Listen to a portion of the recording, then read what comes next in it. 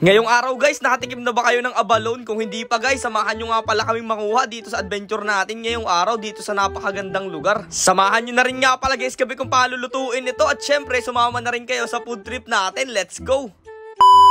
So what's up mga kanapadaan lang. So for today's adventure nga guys natin ay nandito nga pala guys tayo sa kabilang bayan. At grabe guys, namangha talaga kami dito sa napakagandang lugar na nasilayan na naman namin. Kung makikita nyo naman guys, talaga namang nakaka-relax at sobrang chill talaga nitong lugar na to. Ang lugar nga pala guys na to ay tinatawag na Batalan. Grabe, napakaraming nahuhuling mga seafoods dito guys at mga shell. At bukod dun guys, kung makikita nyo, grabe, sobrang sarap talagang magtambay dito at mag-outing kasama ang pamilya. At syempre yung jowa nyo na rin kung meron. At kaya nga pala guys, nandito tayo at kaya dumayo tayo dito ngayong araw para makasama rin natin ang mga small content creator. At syempre guys, para po-mood trip na rin at manguha ng mga abalone. Alam nyo guys, yung mga abalone, grabe, napakasarap pala nun. Dito nga lang pala guys nakukuha yung mga abalone sa may pagitnaan na yan. Kaya ano pang iniintay nyo guys, samahan nyo kami. Pero bago ang lahat guys, may papakilala muna ako. Guys, what's up? Ngayong araw ay nandito tayo sa, anong tawag na dito?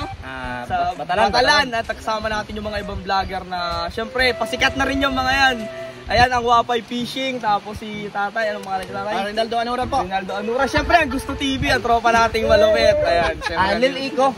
Lil Iko, ayan, pakita nyo. YouTube, saka si Kuya Genintek. Genintek, ayan guys. Kilala naman yan. Si, Arcel, ang tropa nating nagbablog din. Ayan. Sa lahat ng mga solid followers natin dyan sa nakakapanood, pakipalo nyo naman sila kasi, siyempre, solid yung mga yan. Let's go! Ano ba sinabi mo? Shoutout rin nga po pala sa napakabait na kapitana na si Kapitana Bekbek. Ayan, salamat sa meriendang binigay nyo sa amin. At salamat rin po sa pagpapatuloy dito sa munting barangay nyo. At pakipalo na rin nga pala kay Sombrero Boy guys. Pakisuportahan din yung channel niya. Shoutout din nga pala guys dito kay ate na nagbablog rin. Nakalimutan ko lang guys yung page niya. At shoutout rin nga pala sa mga solid followers natin dyan. Ayan, sana manangalo kayo. Alam nyo guys, kaya nga pala sinusuportahan ko at minomotivate ko yung mga small vlogger o mga small content creator. Kasi guys, danas na danas ko yan noong mga panahong nagsisimula pa lang kami ni Dugong. Kasi guys, noong mga panahon namin ni Dugong ay wala talaga akong makausap dito sa lugar namin ng mga content creator. Talagang sarili lang namin yung nagpapalakas ng aming mga loob. Pero syempre guys, kahit papano may pangalan na rin naman kami ni Dugong dito sa mundo ng social media. Kaya pinipilit kong i-motivate yung mga vlogger na nagsisimula pa lang. Sabi ko sa kanila guys na huwag silang titigil mag-vlog kung ito talaga guys yung gusto nila at kung dito sila masaya. Balang araw pa nagsikap sila, magbubunga din yung mga pinaghirapan nila katulad namin ni Dugong. Pero syempre kailangan din nilang magtiwala at manalig kay Lord. Si Lord lang naman kasi guys ang nakakaalam ng mga blessing na ibibigay niya sa atin.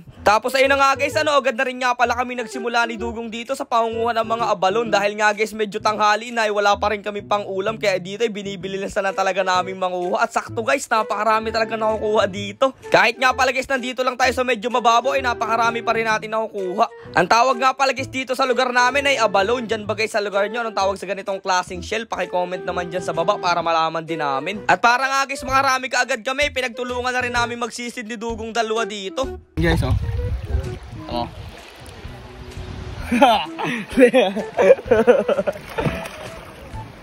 Mabilis na rin nga pala guys kami nakarami kasi nga pala guys kasama rin nga pala guys natin dito ang Gusto TV at pinibigyan rin nga pala guys tayo ng mga nakukuha nilang mga abalone. Ayan nga pala guys si Kuya Alex. Pag nga pala guys hindi kayo masyadong sanay sumisid o hindi kayo familiarize sa mga itsura nito ay mahihirapan kayong mapansin o makita sila dun sa ilalim ng tubig. Lalong-lalo na guys pag nakadikit sila sa bato talagang naka-camouflage lang sila at magkaparehas talaga. Makalipas nga lang guys ang ilang minuto namin panguha at pinagtulungan na rin kaagad namin at eto na nga guys nakarami na rin kaagad kami. Medyo magutom na rin talaga guys kaya napagdesisyonan na rin namin ni Dugong agad na lutuin ito at sakto naman guys okay na rin yung mga nakuha natin. Sabi ko nga pala guys kay Dugong na maghahanap na lang kami dito sa gilid para makapagsimula na rin kami makapagluto at makakain na rin. At eto nga guys tuwan-tuwa na naman ang tropa natin si Dugong dyan. Habang nag-iintindi nga si Dugong guys nung paglulutuan natin ay ako naman ay nag-aayos nito at nililinisan ko guys itong mga nakuha nating abalone. Grabe, sobrang dami pala naming nakuha. Nagayat na rin nga pala guys ako ng sibuyas, bawang at saka luya dito kasi sabi nila masarap daw na luto dito guys ay ginigisa daw siya sa sibuyas at bawang tsaka sa luya. Pagkatapos ko nga lang guys may prepare lahat ng mga kailangan natin sa pagluluto ay agad na rin guys ako magigisa dito nitong sibuyas at bawang. Hihintayin nga lang pala guys nating mag golden brown ito tapos ilalagay na guys natin yung abalone. Ayun o, nag-English pa o golden brown. Hindi na lang guys sinabing medyo pumula-pula eh. Pero paano ko nasabing golden brown kung medyo mapula-pula? Ay basta guys ginisa ko na lang yan. Ang gulo talaga. Gigisa nga lang pala guys natin itong mga abalone tapos maya-maya lang ilalagyan guys natin ng tubig yan. Padalawang beses pa nga lang lang guys kami makakatikim ni Dugong ng ganitong klaseng shell. Doon kasi guys sa mangroves wala tayo nakukuha nito. At dahil nga guys sobrang fresh nito, habang niluluto namin talagang gumagalaw-galaw pa sila o gusto pa nilang makatakas. At habang nagluluto nga pala guys kami, gusto ko lang i-shoutout si AnTV. Ayan, lagi mo lang sipagan sa pagbablog, mararating mo rin yung mga gusto mong mangyari. Tapos eto na nga pala guys sa palakiintay natin dahil nagugutom na talaga tayo. Kumuha lang guys kami dito ng dahon ng saging at bumili na rin kami ng favorite naming ulam ni Dugong simula pa lang nung una, ang sardinas. Bago tayo guys kumain, syempre lagi ko sinasabi, wag natin kakalimutan magpasalamat palagi kay Lord. Ayun na guys, medyo hinapo na tayo ng pagkain at talagang yung iba mga kasamahan natin guys umuna na sila at doon sila nagluluto sa kabila. Tapos ayan, dito naman tayo magpo-food trip. Kain tayo! Tara guys, kain tayo. Bumili rin tayo ng sardinas na favorite namin. Tikman guys natin yung abalon na yan. Ito ang laman ng abalon guys. Kita nyo naman sobrang sarap nito guys. Ayun guys. Lasa siya guys lasang suso siya na parang talaba, parang gano'n. Ito. Kakain.